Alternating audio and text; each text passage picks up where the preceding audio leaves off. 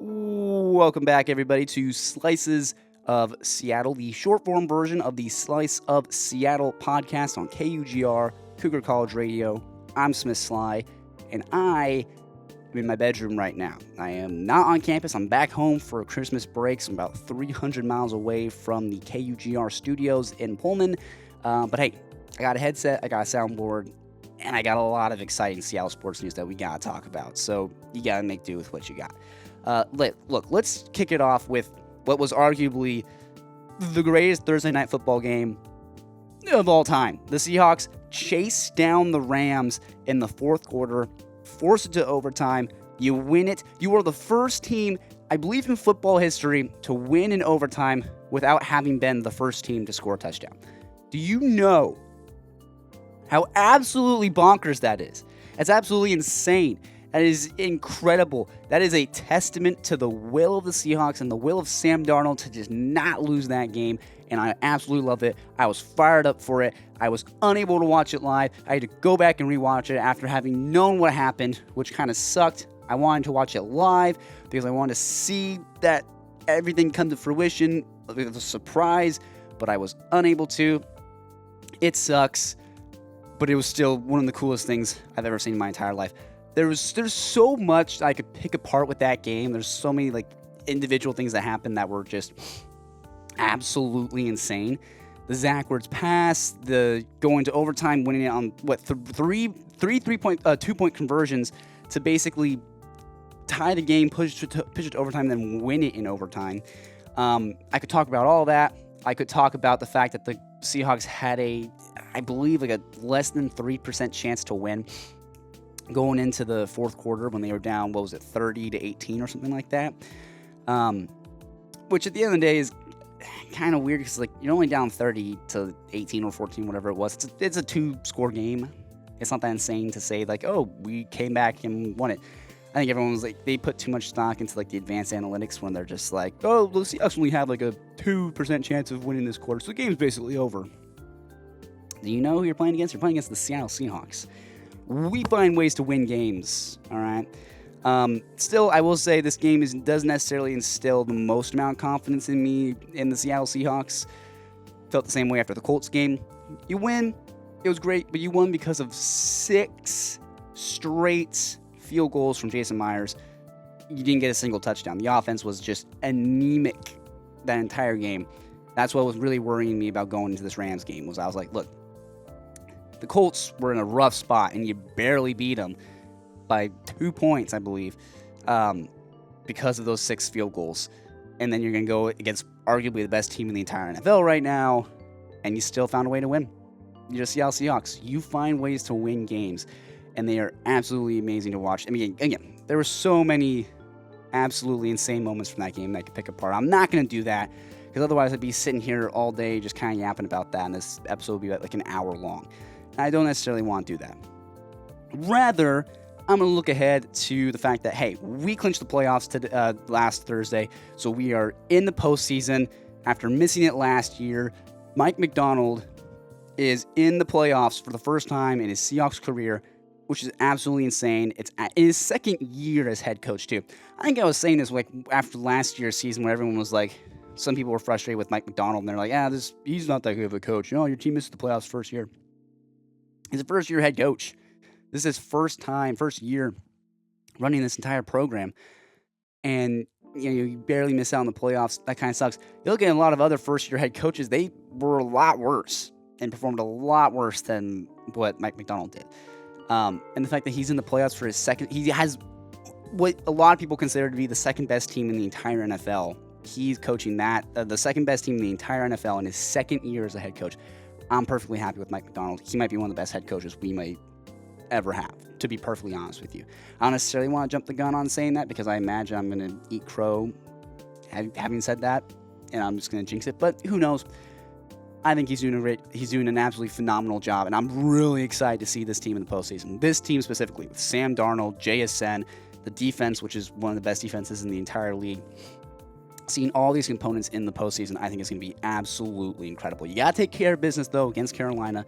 You got to go beat San Francisco. Well, not necessarily, you don't necessarily have to beat San Francisco, I don't think, but you're still in the playoffs regardless. But it would be it'll be a nice little, just tossing salt in the wound on San Francisco if you just beat them last game of the regular season. After you lost to them on the first game of the season, opening week, you lose to them in a kind of a nail-biter where Sam Darnold almost had a game-winning drive, and then Nick Bosa beat Abe Lucas and knocked the ball out of Sam Darnold's hands, and that was really brutal. I really hate that. But you can get your get back against them on the last game of the season. You can do it to close out the year and go into the postseason strong. If you beat the San Francisco 49ers right before you go into the postseason, I think you're going to have a lot of momentum to be able to then just punch somebody in the mouth. Whoever you draw first round, I think the bracket hasn't been set yet. There's still 2 weeks of play left. But whoever you draw in the first round, if you have a little bit of momentum built up from being the San Francisco 49ers, I think you could do some serious damage to them, in my opinion. But hey, instead of talking about everything that happens in the Thursday Night Football game, I want to talk about some predictions. I'm going to predict 6 players, 3 on either side, 3 players who are going to be on the naughty list for the playoffs, and 3 players who are going to be on the nice list for the playoffs. Of course, naughty list basically means they're going to get cold. They're not going to show up. They're not going to play as well as maybe they have in the regular season, or they're just going to struggle a little bit. And then the nice list being those who I think are really going to step up and either continue doing what they're doing in the regular season or play a little bit better than what they did in the regular season. So I'm going to jump back and forth between the 2 lists. But let's kick it off with the naughty list. Number one of the players who I think is probably not going to show up in the postseason, who might have a little bit of a downturn towards in that second half of the season, I think is going to be Sam Darnold. I love Sam Darnold. He's a good quarterback, and you saw in that Rams game where he led a game-winning drive, or game-tying drive, and then the game-winning drive in overtime, which is absolutely amazing. One of the best comebacks I've ever seen. That's awesome. I know everyone was like, after that game, we're saying like, oh, clearly Sam Darnold can play in a big game. He proved everybody wrong that this is something he can do. I don't not agree with that, but I also don't agree with it. I think that he can definitely play in a big game, but I think the playoffs, lights are going to be a little bit too bright for Sammy D. You saw that last year with Minnesota, and I think you're probably going to see it again. Now, do I think it's going to be enough to make the Seahawks lose a game? I don't think so. I just think his performance is just not going to be as good as people might be expecting it to be. I think it's going to take a little bit of a dip down. Again, not enough to maybe lose you a game, but enough to hurt you a little bit, kind of in the long run. On the nice list, the first guy I got on here is K9. Having not necessarily the best season for the Seahawks, he's been splitting reps with Zach Charbonnet. I mean, that's basically, they're just the tandem of running backs you got, which is great, and Charbonnet is another good running back. I think K9 is probably a little bit better than Charbonnet overall, but in Charbonnet, K9 hasn't really been getting any red zone carries, so it's been literally been the joke all season where it's like K9 drives you 90 yards downfield, you get into the red zone, and you're like, let's put in Zach Charbonnet, and then Zach Charbonnet gets all the rushing touchdowns, which is, I like that because I got Zach Charbonnet on my fantasy team, so if you can just keep doing that, that'd be absolutely great. But I have a good feeling. I have a feeling in my gut that K9 he's going to show up in the postseason, and he could probably help you win a game. Maybe make up for the fact that Sammy D ain't going to be doing too good in the postseason. Personally, my opinion. Now let's jump back over to the naughty list, and this one might irk some people, and people most likely will not agree with me on this. And I hope I don't jinx him by saying this, but on the naughty list, number 2 guy I got is JSN. I love JSN. He's the best, inarguably, the best wide receiver in the entire NFL right now. But do I think he's going to be that in the postseason? No. I have a weird feeling in my gut that he's going to take a step down. Again, same thing with Sam Darnold. Not enough to lose you a game, but I think he's going to be surprisingly quiet in the postseason and playoffs. Maybe not going to be as explosive as he has been in the regular season, not put up the numbers he's been putting in the regular season. I think he'll take a step down. But then again, we have the nice list. There's going to be guys who step up and kind of take that spot to kind of help out a little bit. So you can afford to have guys like Sammy D and JSN kind of tick down just a little bit. But yeah, I got JSN on the naughty list. And I know a lot of people might not agree with that. They might think he's going to... I believe this would be his first appearance in the postseason. Because I think the last time the Seahawks were in the playoffs was 2020. the 2023-2024 season. I don't remember if JSN was on that team. So I think this would be JSN's first playoff play. Like this first playoff games, I'm pretty sure. So I think he might get punched in the mouth a little bit. I'm excited to see maybe what happens with him.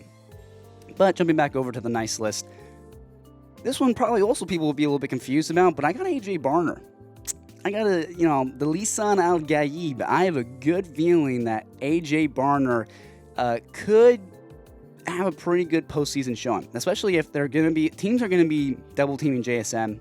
They're going to be trying to lock him down, which I think is going to be a part of the reason why he maybe has a bit of a downturn in the postseason. And what's that do when you double team guys like JSN? You open up guys like AJ Barner or Cooper Kupp. You just open up or Rashid Shaheed. I think actually, I could also put him on the nice list as well, but I think he's just gonna keep doing what he's been doing. But I think AJ Barner, who hasn't really been super loud this season, the regular season, I think he'll be someone that Sammy D maybe just feeds the rock to a lot more because JSN's not going to be as open as often. So I could see AJ Barner, and maybe even as a blocking tight end, just coming in and blocking. I think he could have a really good postseason. So that's why I have him on the nice list. Again, maybe a bit of a weird name to have on there, but I feel like he might have a bit of a tick up in the postseason. Back over to the naughty list. Again, I worry I might jinx this guy by having him on this list, but give me Jason Myers. Love the guy. He was Special Teams Player of the Week last week after he went 6 for 6 with those field goals against the Colts, which was awesome. I mean, not the most fun football game to watch, just a lot of field goals over and over again. But Jason Myers has been absolutely pinpoint. He's been great. He's been hitting the ones he's supposed to hit and occasionally making the ones that you're not supposed to hit. But I have a feeling that he might miss a key one in the postseason. Pressure's going to be on him. He has that reputation of being able to hit everything, and if you're not able to live up to it in the postseason, I think it might get to his head a little bit. So I have him on the naughty list. I have a weird feeling that he, again, not enough that to lose you a game, but I think that he might miss a pretty crucial field goal at some point, or just a kick in general at some point in the postseason. That might come back to bite you a little bit. So I'll be interested to see how Jason Myers performs in the postseason. Back over to the nice list. Let's close it off with the Seahawks defense as a whole. I think arguably they've been the number one defense in the entire league. So the question is, how are they going to be better than that? I just think they're going to be better than that. I think they're going to show up in the postseason. Yes, you're playing against really good teams. But when this team's played against really good teams, the defense still finds a way to be locked down. And just, you can pester them. You can shut down some of the best offenses in the entire league. So I have a good feeling, again, in my guts, that the Seahawks defense is going to show up either just as good as they've been all year or just even a little bit better. And they're going to account for the guys you have on the naughty list. The Sam Darnolds, JSNs, Jason Myers, the guys who I think might take a step back. The defense is going to be what steps up and helps you win games. Because in the games where the offense has struggled, it has been the defense that has just basically kept you in those games. That's basically what happened in the Colts game, is you would have lost that game if the defense didn't show up at all. That they did. They were able to shut down. Granted, it's a 44-year-old Phillip Rivers leading the Colts offense, but still, your defense showed up big time to help you win that game. And I think they're going to do the exact same thing in the postseason, so that's why I have them on the nice list to kind of close it out nicely. But yeah, again, great win against the Rams on Thursday. You still got to play against Carolina. You should beat them. Play against the 49ers. 49ers are actually looking pretty good, so I wouldn't be surprised if that's a pretty close game. Should be a really exciting game at the end of the day, but you got to take care of business and get to the postseason for the first time in a year or two. So I'm super excited to see playoff football again. It's going to be absolutely amazing. But that's going to do it for the Seahawks. Let's move in and let's talk some Kraken.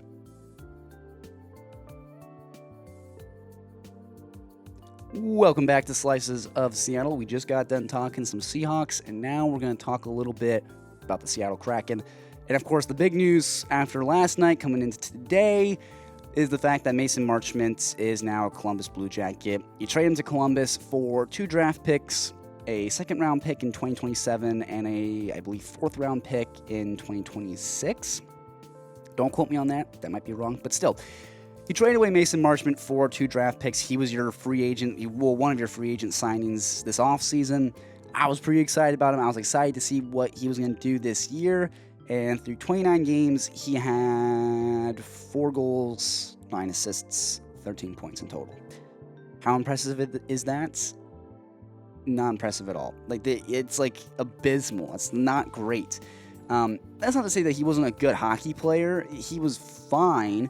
He was a very physical presence. He was reminded me a lot of Yanni Gourde, the pepper pot. He would stir things up. He would just kind of get in people's faces. He was a physical presence on the ice. He'd hit guys. He'd scrap with guys, which I absolutely love. That's something the Kraken haven't really had for a long time. So when you have a guy like that on your team, it makes you better. But I will say the number one argument with him is that he clearly didn't really want to be here. This wasn't his city. He kind of overstayed his welcome. And then, of course, also the 4 goals, 9 assists. The fact that he was doing basically nothing offensively, which is the problem for the Kraken. We need goal scorers. We need guys who can just score goals, please. For the love of God. We just need someone who's not going to be a second to third line guy on every other team they go. Because that's the one problem with the Kraken, I will say, is that every single guy on our team is basically a second, third liner on every other top 15 team at the end of the day. Every single person. Maybe Capo Caco would be a first line guy, but even he, I would say, because he was a bust. Yeah, well, I'll admit that he's a bust. He's not as good as he was supposed to be. Even he would be a second line guy. Most of those top 15 teams, if you put him on there, which kind of sucks. But the thing that really irks me about this deal is the fact that you gave up Mason Marchment after a quarter of a season, basically, for 2 draft picks. 2 draft picks. It's frustrating to me. I know people are like, well, hey, those draft picks that could end up being really helpful. You get guys who could help you down the road. When I tell you I'm an impatient Kraken fan, I'm a very impatient Kraken fan.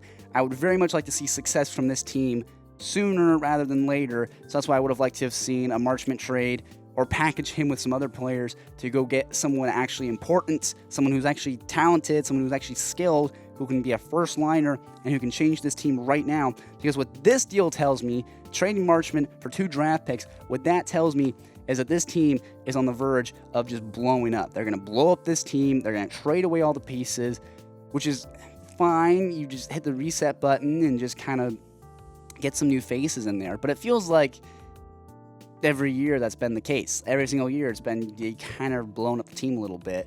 But I have a weird feeling with this trade being like the first hint of the apocalypse that this entire Kraken's team in the offseason, or as the season goes on, is just going to start sloughing off every single player to try and rebuild and get draft picks, which would be very, very, very, very frustrating. And again, I'm impatient. I don't want to have to wait a long time to see this team get good. I want to see this team be good now. And it's not as though we don't have the pieces. Brandon Montour should be a really talented guy. Capo Caco should be a talented guy. Matty Beniers and Shane Wright are first-round draft picks. They should be really good, but they're not. Berkeley Catton's supposed to be a little bit better. I think we're probably pushing him a little bit too soon. Yanni Niemann's been underused and misused throughout this season. The Kraken have the pieces to be a good team. They were I think they were the 12th overall team in the league in the early goings of the season. And then, of course, they've fallen off significantly. But, so that's the thing. You're capable of being a really good team, but you're just not playing to the talent level. If I could sum up the first 5 years of the Kraken in a sentence, it's literally just not playing to the talent level.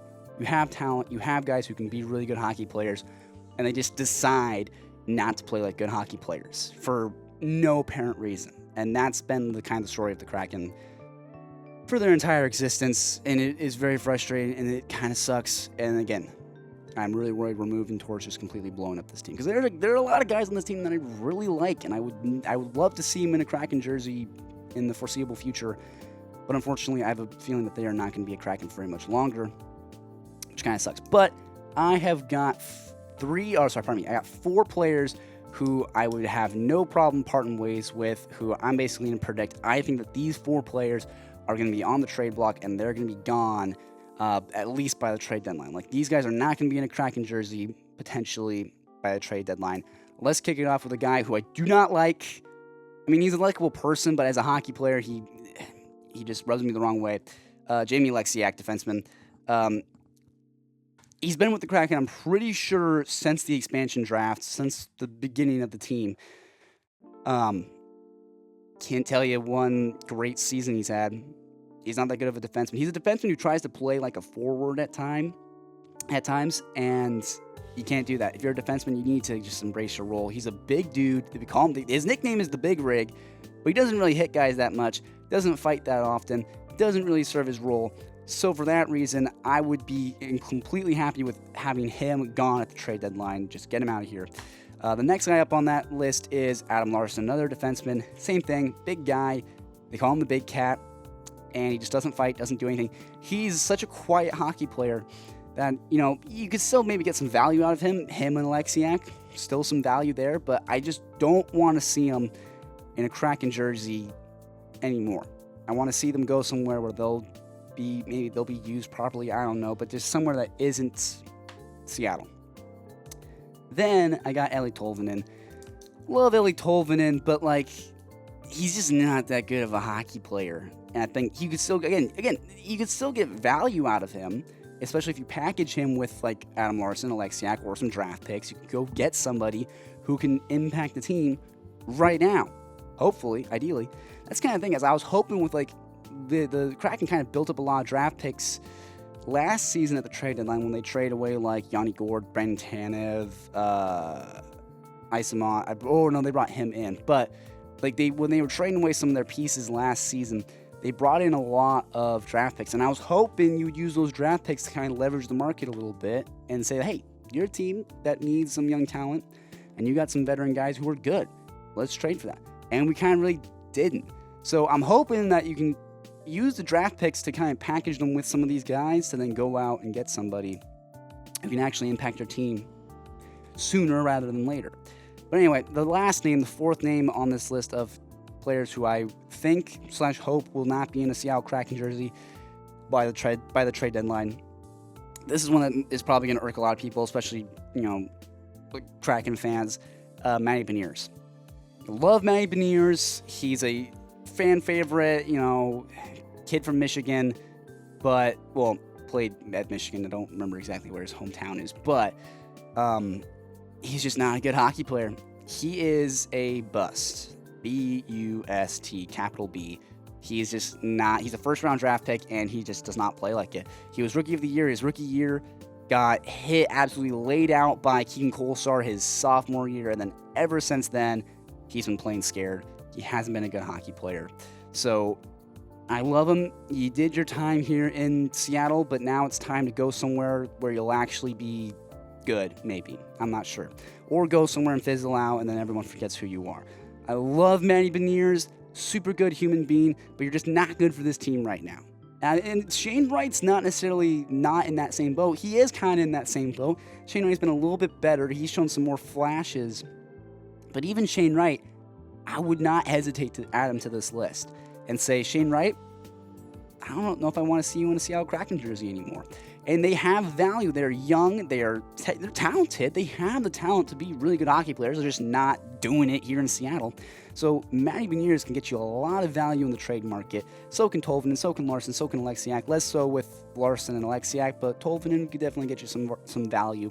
But again, you package Matty Beniers with some draft picks. You go into the trade market, you could get somebody who can be an immediate impact player right now, especially if you target a team that has talent but maybe needs some young guys. So, or they need a guy like Matty Beniers. You never know. You could always just go and get the pieces you need by trading away a guy who has a lot of value like Matty Beniers. So those are kind of the four names who I'm like, hey, these four guys, I would not mind seeing them leave by the trade deadline. But no, I'm worried about seeing this team completely implode and blow up because then you lose guys like Vince Dunn or Brandon Montour, those are two guys who I really love watching play. So I love a lot of the guys on this team, but unfortunately, I have a weird feeling that this team's just going to completely blow up and it's going to be a new look team for a few years, and it's just going to be a few years of really, really bad Kraken hockey. That's what I'm concerned about. But no, that's going to do it for the Seattle Kraken. That was the main big news, is that Mason Marchment is now the Columbus Blue Jackets. Let's move into our last segment of the day. Let's talk about the Seattle Mariners. For our last segment today on Slice of Seattle, we're going to be talking some Mariners to kind of close it all out. And of course, the big news for the Mariners, it's the offseason. There's not a ton of news, but things are going to kind of start to heat up a little bit now that we're getting into, closer to spring training and the free agent market. There's still some free agents on the board that teams are going to need to pick up. The one big piece of news for the Mariners was that they signed Andrew Kizner from the San Francisco Giants. He is a catcher, bats righty, throws righty, for 1 year and $1 million, which I'm okay with. That's a cheap backup catcher. You need a backup catcher, okay? You traded away Harry Ford to the Washington Nationals for a lefty pitcher, which is okay. That's fine, but I would have rather you held on to Harry Ford and developed him into a really, really good backup catcher. It just sucks because he would have been a backup catcher. He's a talented catcher. He would have been a backup catcher on a team with the best catcher in all of Major League Baseball, possibly the greatest catcher of all time.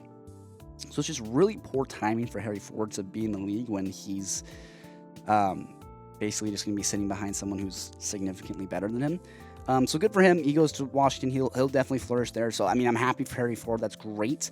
But it definitely puts the Mariners in a bit of a pinch because now Mitch Garver would be, if you bring him back, that's one of your options for a catcher, or you have to look in the free agent market or look for a trade for someone for a catcher. Just someone who's cheap, who you'll have he's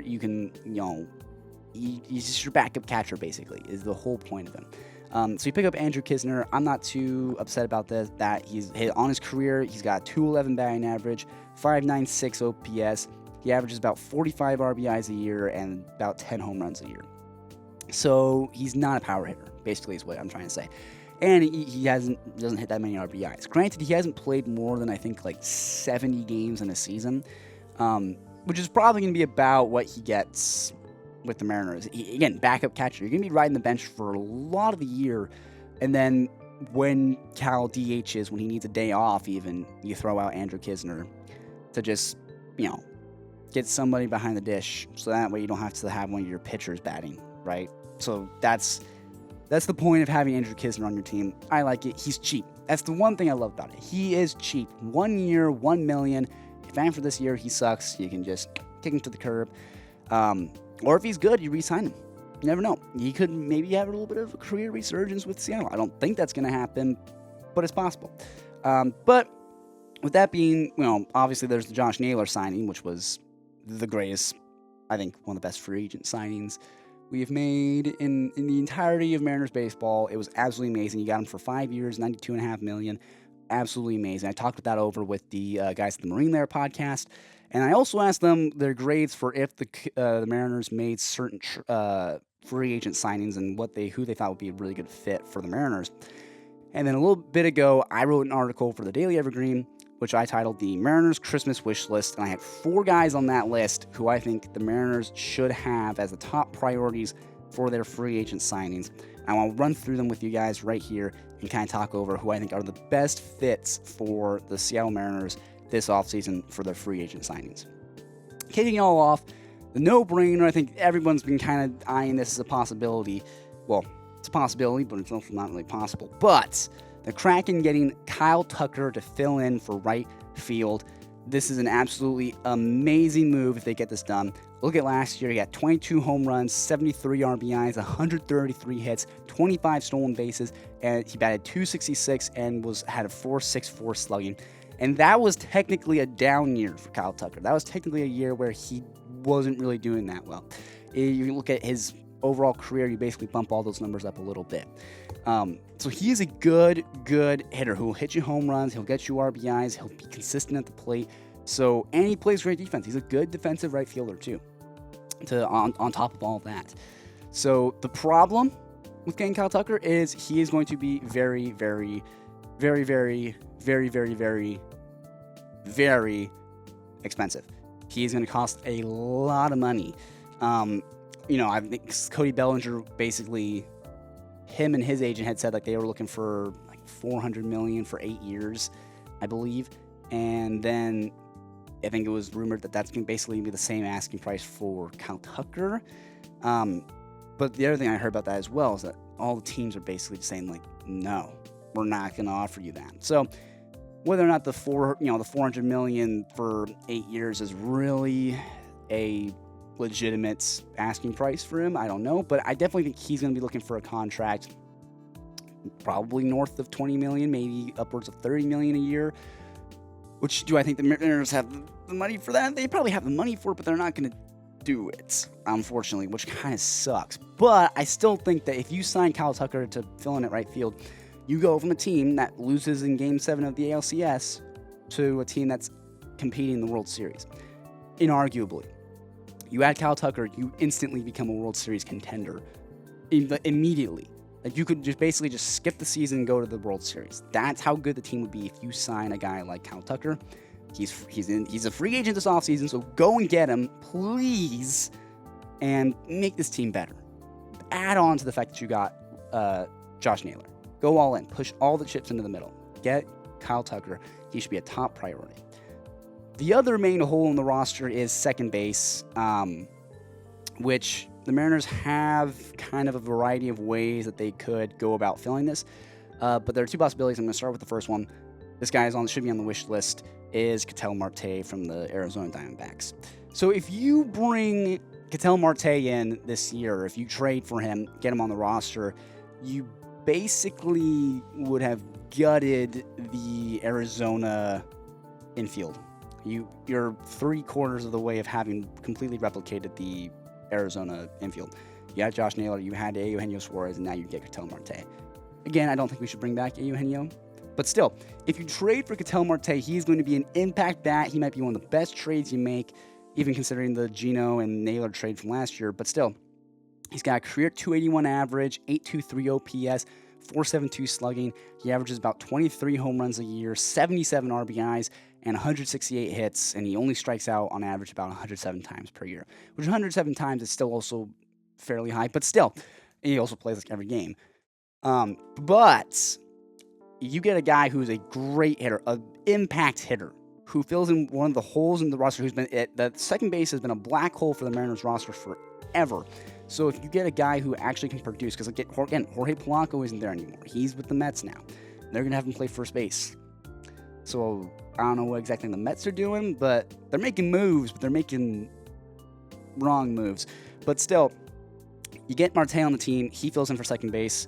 That fills a hole that has been a gaping hole in the entire field for the Mariners. So you fill that hole with Ketel Marte. He's going to, again, same thing with Kyle Tucker. If you don't sign Kyle Tucker, but you make a trade for Ketel Marte, you go from a team that loses in Game 7 of the ALCS to a team that's competing in the World Series instantly.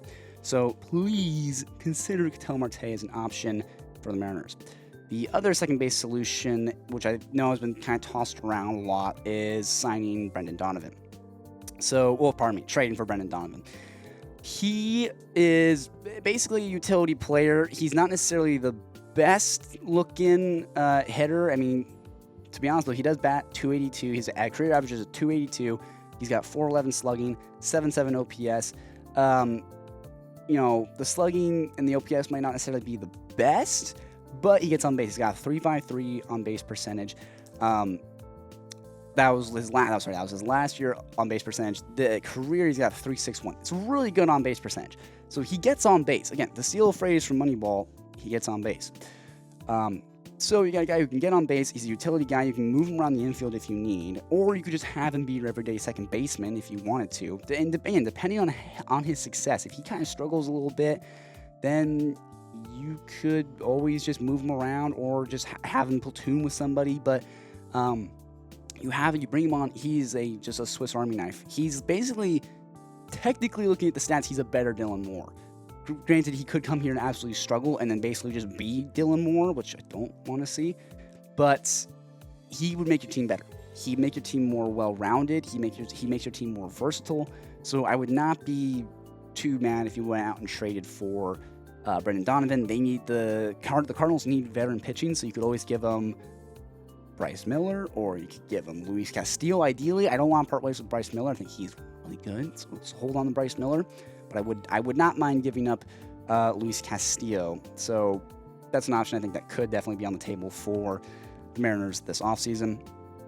And our fourth and final, basically wishlist guy. This guy, now in hindsight, probably not going to go after him because why would you? Because he just got Andrew Kizner. But on my list, I had Jonah Heim. Because, look, you need just a cheap backup catcher who's going to be productive. Jonah Heim could be that guy. He's half the price of what Garver would have been. Garver was about $24 million, so $12 million a year. Jonah Heim's about $6 million a year. So, but I mean, granted, the bids might push the price up a little bit, but still. He was averaging 18 home runs a year, 121 hits, 75 RBIs, and a 2.25 batting average. So not necessarily the most consistent hitter, but he would get you some power. He'd get you a couple home runs, a lot of RBIs, get you a lot of hits. So he would have been a good bat to have in the lineup, especially to have that being your backup catcher. If your backup catcher was Jonah Heim and then you have Cal Raleigh as your everyday catcher, that would have been absolutely nuts. So I would have loved to have seen Jonah Heim in a Mariners jersey. Don't think that's going to happen now, unfortunately, because of Andrew Kizner being on the roster. But still, I wrote this a little bit ago, so this is a little bit dated. But still, having Jonah Heim would have been a really good move for the Mariners, I think, to have just add some serious depth to the catching position. But no, that was my list. Kyle Tucker, no duh. Ketel Marte, obviously. Brendan Donovan, bit of a sneaky pick. And then Jonah Heim as kind of maybe your backup catcher. Those were my four guys who I was like, these guys should be under the tree for the Mariners this offseason. Hopefully that's on the wish list. If you can get them, you're going to do absolutely amazing. So I'm excited to see the spring training's coming up here in a few months, up in the late stages of February and then through March, and then the season starts in March. I've been missing baseball so much. I want it back. That's kind of all for the Seattle sports news. Seahawks win Thursday Night Football, chase down the Rams in the fourth quarter, winning in overtime. The Kraken deal Marchment to the Columbus Blue Jackets for 2 draft picks, which is, again, a sign of the apocalypse that this team is just going to completely explode. And then the Yams sign Andrew Kizner to their team. Add a little bit of depth to the catcher position after you parted ways with Mitch Garver, basically. So, look, the future might be bright for the Mariners. If they make at least one of those moves, if they get at least Kyle Tucker, Ketel Marte, or Brendan Donovan, you instantly make your team significantly better. So please keep those guys in mind. I know, Ketel Marte and Kyle Tucker are going to be expensive, but they're worth it. They're so worth it. Please spend the money. Do not be cheap. Please use the money that you have to make this team better in the offseason so that you can go, again, from a team that loses in Game 7 of the ALCS to a team that is competing in the World Series. And that's going to do it for this episode of Slices of Seattle. Again, the short-form version of the Slice of Seattle podcast. Please subscribe to the YouTube channel. You can find it at Slice of Seattle Radio. Subscribe to the Instagram, again, Slice of Seattle Radio. And a little special game for everybody. If you can tell me where this jersey is from, if you can put it in the comments and say, hey, I know where that jersey's from, it's from this, then I will give you a shout-outs on the next broadcast next time we are in the studio. So again, if you can say where this jersey is from, for those who know, if you know where it's from, put it in the comments, let me know, and I will definitely shout you out. Again, that's going to do it for this episode of Slice of Seattle. Remember, it's a great day to have a great day, and go Cougs.